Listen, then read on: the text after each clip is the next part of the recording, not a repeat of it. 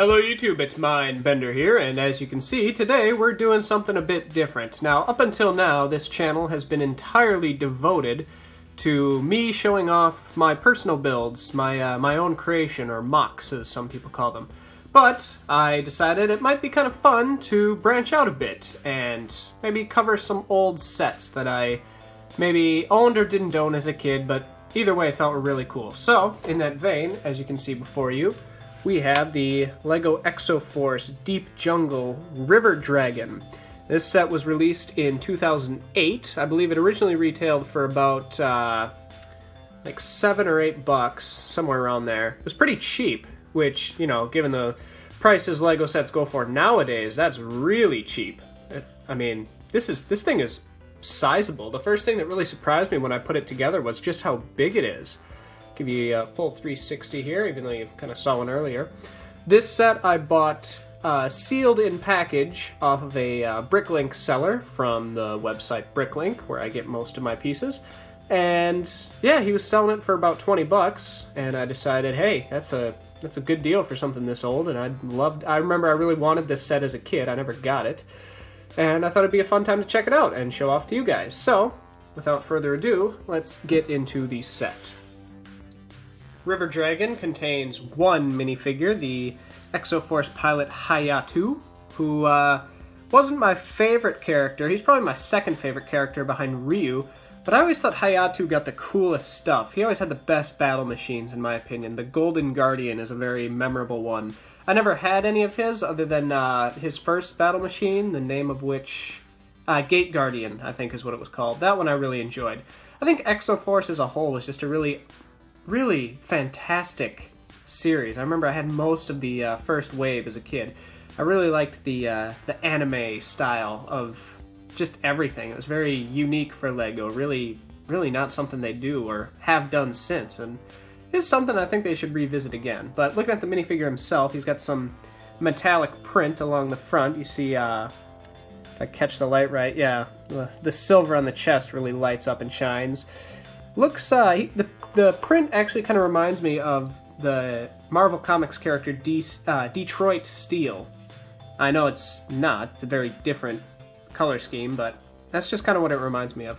The hair is that kind of silicone rubber-ish piece that I remember I really wasn't a fan of as a kid because it kind of comes off very easily, but they're in their battle machines most of the times anyway, so it doesn't really bother me. And of course, with most... or all Exoforce figures, he's got his calm face, and then you can swap it around to his intense battle face, which, compared to some of the other characters like Hikaru and whoever piloted, what was the red one? I'm going off of memory here, guys.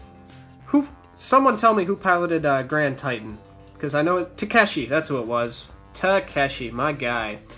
Those guys had some really extreme alternate faces. Hayatu's is pretty tame by comparison.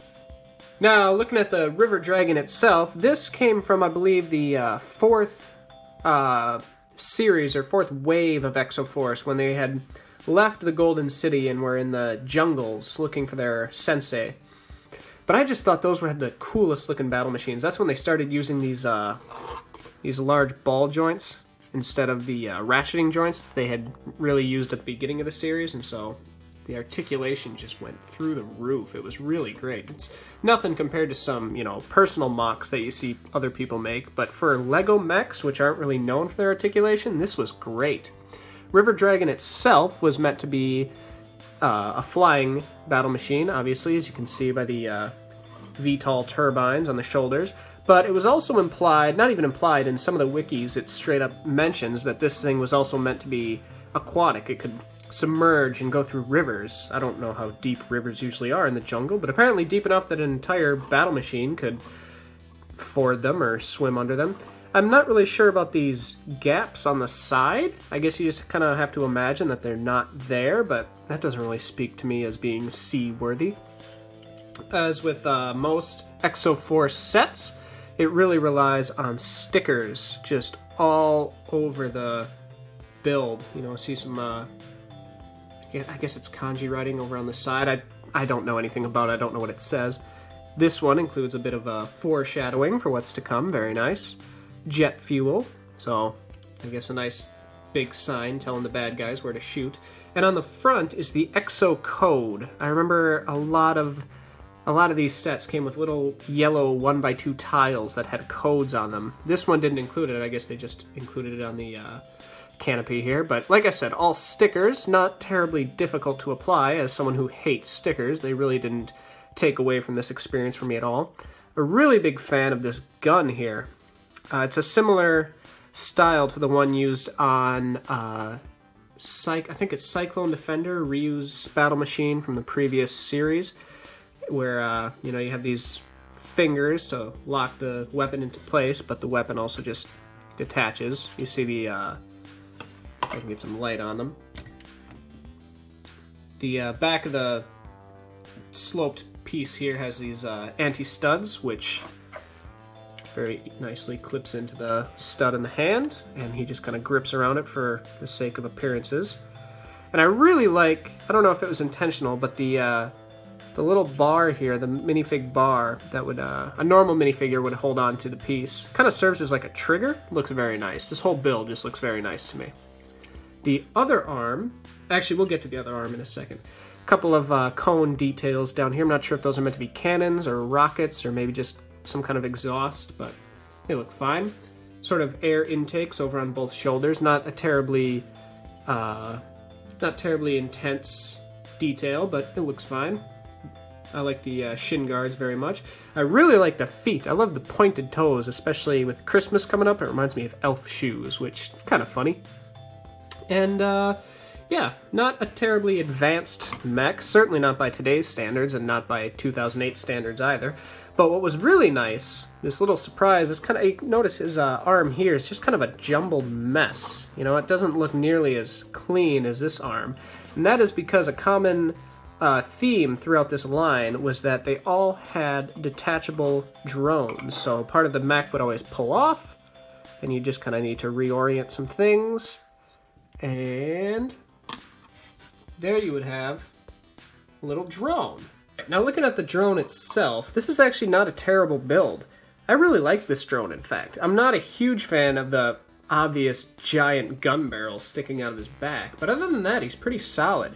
The entire build is based around this kind of roundish gear piece. I don't really know the name of that piece. I've never really used them, but that is a really creative use of that piece, and I really, really enjoy it. Also, I didn't realize that the pneumatic T-bar pieces were this old. I didn't know they had them back in 2008, but apparently, I couldn't tell you when that piece came around. I'm sure someone will mention it. See, it's got its own little blaster in its hand here. Kind of a loose connection, not like, you know, it's not falling out. He's holding onto it quite tightly, but just sometimes it'll lose, you know, in certain positions. Lose a bit of friction. These metallic arm pieces tend to be kind of spotty with their friction.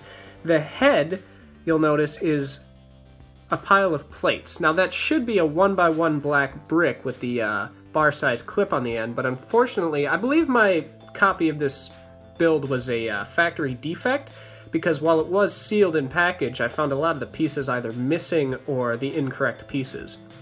Which, I'm not complaining, because I was able to get it for cheap, but I did have to substitute a lot of pieces with my own personal Lego collection, and I just didn't have a replacement for this piece, so that was the best I could do. But like I said, a good-looking drone. I'm not a huge fan of these massive heels, but again, he needs them to keep him standing. And he really is sturdy. Like, I'm not, you know, I'm going to push him a bit, and he's not going to fall down, which is impressive given this huge gun on his back. If I had my way, I would have built him facing this way so he could Warpath style have a giant gun sticking out of the middle of his chest, but I don't always get my way. Alright guys, till next time, I hope you've enjoyed this momentary break from tradition. If this was something you enjoy, please let me know, because that's kind of going to determine whether or not I try to do something like this again. I really had fun. This was a great experience. This, like I said, this is a toy I've wanted since I was not very young, but, you know, younger. And it's been really fun to get my hands on it and finally, you know, mess around and see what I was missing back in the day. And I really was missing out. This is a fun toy. If you find it for anywhere between 20 to 25 bucks in decent condition, I absolutely recommend picking it up. Don't pay more than that. It's not worth more than that, but it's still a fun set. And given the fact that nowadays I think it would go for anywhere between 10 to 15, it's not a terrible deal either. Anyway, this has been Mindbender. Like I said, have hoped you enjoyed this review. Till next time, I'll talk to you later.